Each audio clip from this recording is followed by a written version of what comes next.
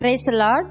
இன்றைய நாளிலும் கூட கர்த்தருடைய வார்த்தை நமக்காக வர இருப்பது யாத்திராகமம் 33:15.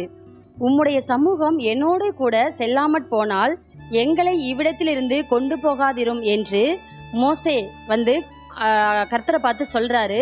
என்ன மாதிரி சூழ்நிலையில சொல்றாருன்னா, இஸ்ரவேல் ஜனங்களை வனாந்தரத்துல நடத்தி கூட்டு கானான் தேசத்துக்கு கூட்டிட்டு போகணும்.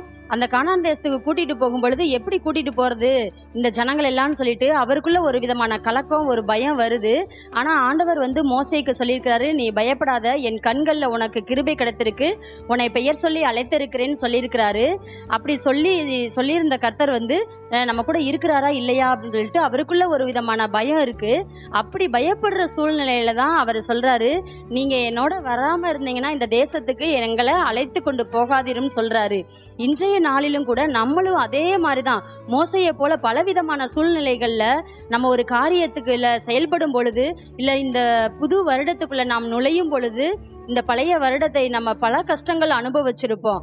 ஆனா இன்றைய நாள் நம்மளும் மோசையை போல சொல்லணும், ஏசப்பா உங்களுடைய கிருபை என் கூட வராம இருந்திருந்தா இந்த புது வருஷத்துக்குள்ள என்னை அழைத்து கொண்டு போகாதிரும் ஆண்டவரேன்னு சொல்லணும். ஏன்னா நம்ம விசுவாசத்தோடு சொல்லணும். ஒவ்வொருத்தருக்கும் பரிசுத்த ஆவியானவர் நம்மளுக்காக பல வாக்குத்தத்தங்கள் கொடுத்திருக்கிறாரு. அந்த வாக்குத்தத்தத்தை நம்ம அறிக்கையிடணும். அறிக்கையிட்டு இந்த வாக்குத்தத்தம் நீங்க எங்களுக்கு சொல்லியிருக்கீங்களே ஆண்டவரே, அந்த வாக்குத்தத்தங்கள் எங்களுக்கு நிறைவேறணும், உங்க சமூகம் எங்க கூட வரணும், எங்களுக்கு முன்பாக செல்லணும்.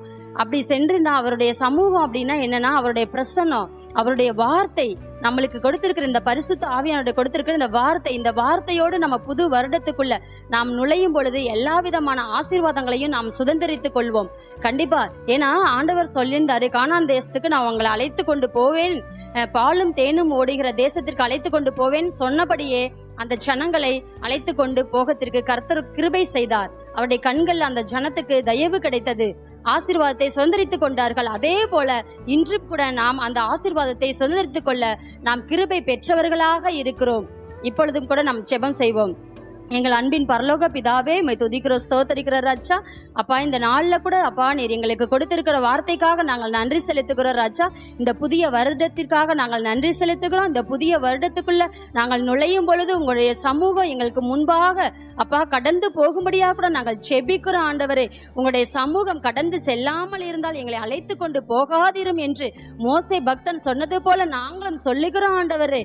உங்க சமூகம் அப்பா எங்களுக்கு முன்பாக கடந்து போகாதிருந்தால் எங்களை அழைத்து கொண்டு போகாதிரும் ஆண்டவரே. உங்கள் சமூகம் எங்களுக்கு முன்பாக கடந்து போய் எங்களையும் சேர்த்து கொண்டு போகும்படியாக கூட ஜெபிக்கிறோம் ஆண்டவரே.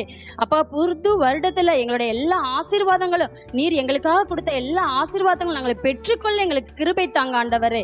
அதற்காக நன்றி சொல்லி ஜெபிக்கிறோம் ஆண்டவரே. இதை பார்க்கிற ஒவ்வொருத்தருக்கும் இந்த ஆசீர்வாதம் கடந்து போகும்படியாக கூட ஜெபிக்கிறோம் ஆண்டவரே. இந்த எளிய ஜெபத்தை இயேசு கிறிஸ்துவின் நாமத்தில் ஏறெடுத்து ஜெபிக்க ஜீவனுள்ள நல்ல பிதாவே, ஆமென்.